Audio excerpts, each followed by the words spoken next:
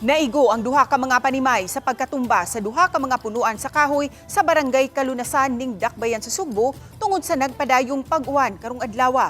Samtang mga tinunan sa Bukirang Barangay sa Lusaran na midpid sa pangpang sa nagbaha nga sapa aron lang makaabot sa tunghaan.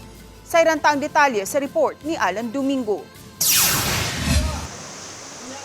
Naluka og natumba kining dakong punuan sa Jimilina sa Sitio Lucana, Barangay Kalunasan, Dakbayan sa Sugbo pasado alas 7 ganing buntag.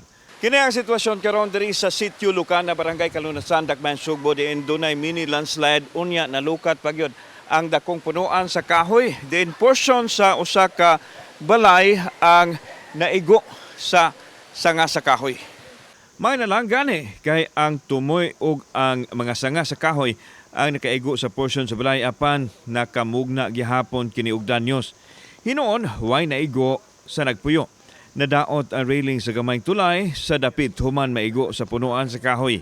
Gituohan nga tungod sa pagkahumok sa yuta, mibigay kini og dali nga naluka ang punuan sa Jimilina. Tanaw na ko sa area, di dyan mag-ianong tao.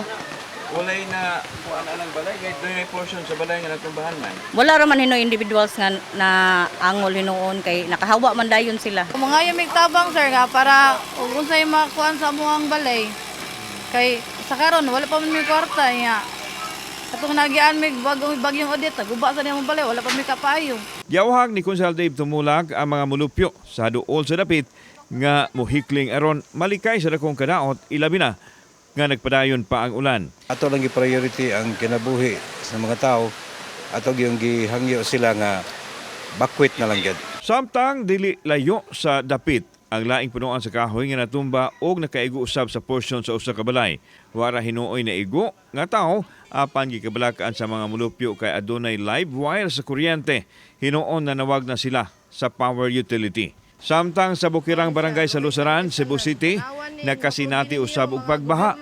Makita sa video ni Roth Yap ang grupo sa mga tinunan nga namidpid sa pangpang sa sapa aron lang makaadto sa ilang tunghaan. Taliwa pa man sa dakong bulog sa sapa aron lang makatambong sa ilang klase. Sa mensahe nga gipadala sa uploader sa video nga mao na kini ang sitwasyon sa mga tinunan kun mobaha sa ilahang dapit.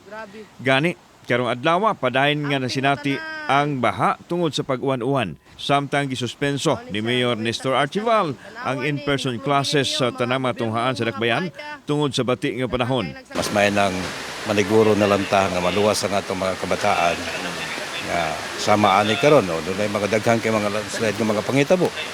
So at least ang mga ginikanan pod hibaw pod sila unsa ka disgo ang ilang lugar pagkapahibaw dayon sila sa ilang pamilya. Sa assessment sa CCDRRMO, adunay mga dapit sa Bukirang Barangay nga nakasinati og gagmayng pagdahili sa yuta ug pagbaha apan waay casualty nga natala. Kauban si Godfrey Lian, ako si Alan Domingo. Balitag Bisdak.